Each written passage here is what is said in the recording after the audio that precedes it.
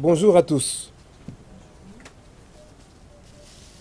Je vous ai convié aujourd'hui pour exprimer mon indignation et ma colère, mais également ma peine et ma solidarité profonde à l'endroit de mon peuple. Sans respect des droits humains et dans le déni des engagements qui avaient été pris, les populations de Dikolo, dans le canton de Blel, une fois de plus, viennent de subir des violences inadmissibles sous le prétexte fallacieux du développement économique. Cette situation ne date pas d'aujourd'hui. Elle a démarré en 2015 et dure depuis 7 ans. En effet, en 2015 intervient l'arrêté numéro 000329 du 17 avril 2015 déclarant d'utilité publique les travaux de construction de l'hôtel Hilton de Douala sur une dépendance du domaine national et public d'une contenance superficielle de 4 hectares, 5 arts, 32 centiares, 6 au lieu de dit Beseke, quartier de Bali, dans l'arrondissement de Douala 1er. Cet arrêté, il faut le préciser, est établi en faveur de la société Immigration and Business Canada. Dans l'intervalle, malgré l'intervention à plusieurs reprises de la chefferie pour éviter les déguerpissements des populations et les différents recours adressés à l'administration, intervient une deuxième DUP suivant arrêté numéro 00044 du 14 août 2018, déclarant d'utilité publique les travaux de réalisation de projets structurants au lieu dit BCK sur les terrains d'une superficie totale de 2 hectares, 3 arts, 34 centiares. Cet arrêté est renforcé en 2019 par un autre arrêté numéro 000033 du 14 mars 2019, avec cependant une contradiction sur la superficie car il indique cette fois-ci une superficie de 4 hectares, 5 arts, 32 centiares. En 2020, intervient le décret numéro 2020/0004 du 4 janvier 2020 portant expropriation pour cause d'utilité publique, incorporation au domaine privé de l'État des terrains d'une contenance superficielle de 2 hectares, 63 arts, 30 centiares.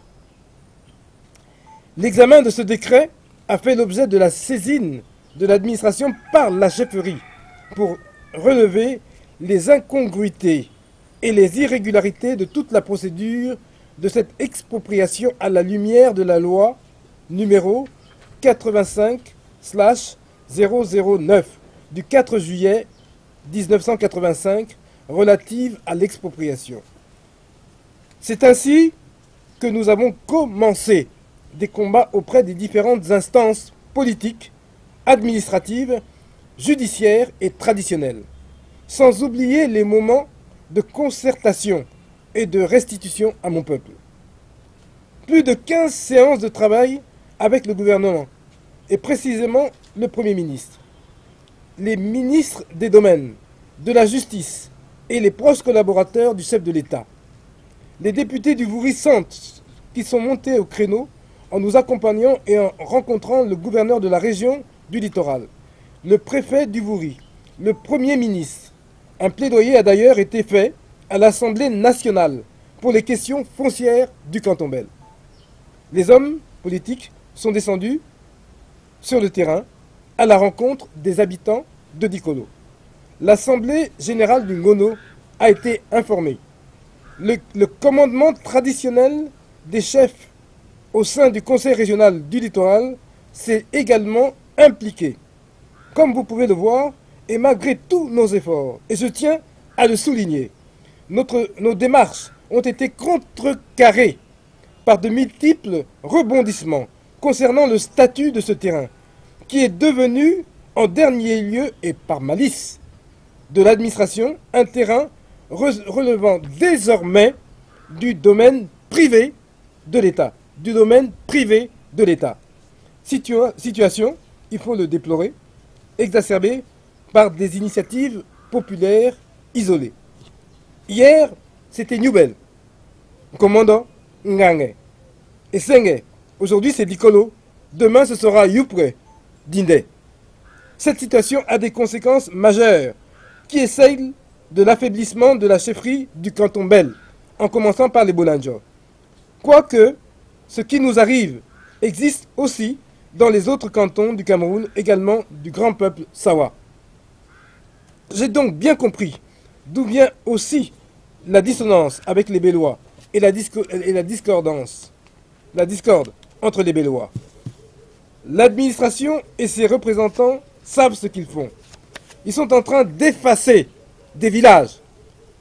Un canton qui, depuis la nuit des temps, l'histoire se répète, a toujours été victime de toutes les spéculations contre les habitants séculaires. Ce peuple a suffisamment contribué au développement de ce pays par son foncier. Il a tout donné depuis plus de 100 ans sans bénéficier d'aucune protection. Une culture que l'on assassine. Un peuple dont on fabrique l'implosion et qu'on éparpille. Une tradition qui s'efface. Essenge, village de pêcheurs Douala, terre d'accueil et d'hospitalité, village à l'origine de la création du premier port. Dikolo, nom d'un cours d'eau, historique et plein de symboles, devenu un village qui a abrité plus de 100 ans les familles Douala. Tout ce génocide culturel du peuple Douala se fait sous les yeux et dans l'indifférence totale des plus hautes autorités, et très souvent avec un habillage juridique et administratif approximatif et des explications de droit à l'emporte-pièce. Personne ne peut accepter une telle injustice sans s'en indigner. Personne ne peut accepter une telle prédation de ces terres sans s'en offusquer. Personne ne peut accepter une telle barbarie sans réagir. Personne, aucun chef ne peut voir son peuple souffrir, disparaître, se disloquer, perdre tous ses biens sans exprimer sa colère. C'est pourquoi aujourd'hui, je marque ma solidarité à l'endroit de mon peuple et j'interpelle toute l'administration jusqu'au plus haut sommet de l'État pour lui dire que trop, c'est trop. Le seuil de l'inadmissible et de l'intolérable est atteint. Et tout ceci ne peut engendrer que de l'amertume dans les cœurs, de la rancœur, de la désobéissance, de la haine et de la défiance envers l'administration. Aujourd'hui, nous allons changer de paradigme et aborder les problèmes, quels qu'ils soient, d'une manière plus proche du peuple en nous organisant. Nous allons nous structurer pour faire face à toute prédation de nos terres. Ce n'est pas un combat contre l'État, mais pour la survie des Douala qui continuent de souffrir des actes posés par les systèmes administratifs et judiciaires à la solde des plus forts. Dans les jours qui viennent, je vais tendre la main pour que se rétablisse la confiance. J'aimerais un grand mouvement de solidarité avec nos parents, frères et sœurs, enfants et petits-enfants qui sont à la rue. Rien ne sera plus comme avant dans mon village. J'exprime tout haut ce que beaucoup pensent tout bas.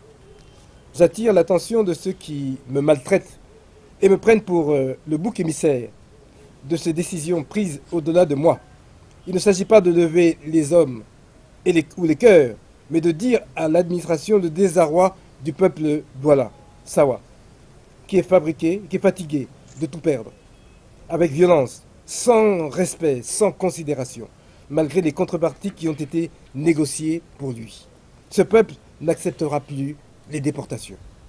J'en appelle l'État à respecter ces textes législatifs et les traités ratifiés relatifs aux minorités et aux populations autochtones, sans changer de texte ou pour obtenir un avantage contre le bien de la population, qu'il soit juste dans sa répartition des richesses qu'il soit humain dans ses décisions.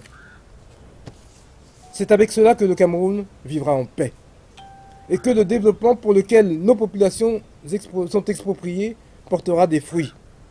Que le vivre ensemble aura un sens, car en effet, comme le disait Martin Luther King, celui qui accepte le mal sans lutter contre lui coopère avec lui. Et d'ailleurs, mon arrière-grand-père a lutté jusqu'à donner sa vie pour cet esprit d'expropriation des terres camerounaises. Au XXIe siècle, on me fragilise en excipant de porter atteinte à l'image de son descendant direct. Hier, c'était l'occupant étranger. Aujourd'hui, c'est notre administration. Je le répète, trop, c'est trop.